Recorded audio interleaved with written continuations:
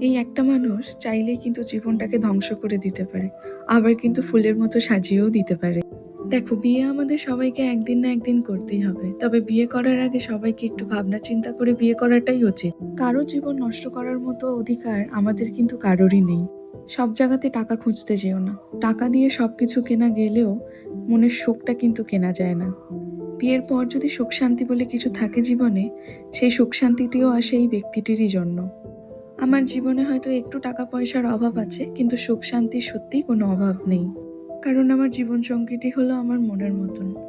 আমরা দুজন দুজনকে ভালোবেসে বিয়ে করেছিলাম। সেই জন্য অনেকেই বলেছিল আমাদের ভালোবাসা টিকবে না, আমাদের সংসার হবে না, আমাদের ভালোবাসা জানলা দিয়ে পালিয়ে যাবে। হয়তো সেই সব মানুষগুলোর কথাই সত্যি হতো যদি আমার জীবনসঙ্গী ভালো না হতো। আমি যখন মানুষটিকে ভালোবেসেছিলাম তখন না দেখেছিলাম তার টাকা পয়সা, না দেখেছিলাম তার বাড়ি গাড়ি। আমি শুধু তাকে ভালোবেসেই আমার জীবনসঙ্গী করেছিলাম। আমার বরের হয়তো অনেক টাকা পয়সা নেই, কিন্তু ওর কাছে যেটা আছে সেটা হলো ওর সুন্দর সরল মন, যেখানে সবসময় রাজত্ব করি আমি। এর থেকে বেশি চাওয়া পাওয়া আমার আর নেই। তবে টাকা পয়সাটাও জীবনে অনেকটা ম্যাটার করে। তবে আমি আমার জীবনে চাওয়া পাওয়াটাকেই বেশি গুরুত্ব দিয়ে থাকি। এখনো আমরা দুজনে মিলে অনেক স্বপ্নই পূরণ করেছি, ভবিষ্যতেও আশা রাখি অনেক স্বপ্ন পূরণ করব। যাই হোক, আজকে শনিবার থাকার কারণে আমার বাবুর স্কুল ছুটি হয়েছিল 12:30টায়।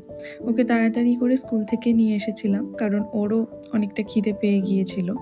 তারপর আমি আর বাবু দুজনে মিলে খেতে বসে গিয়েছিলাম।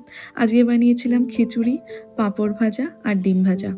খিচুড়ি তো আমার খুব ফেভারিট। আর কার ফেভারিট সবাই কমেন্টে জানিও।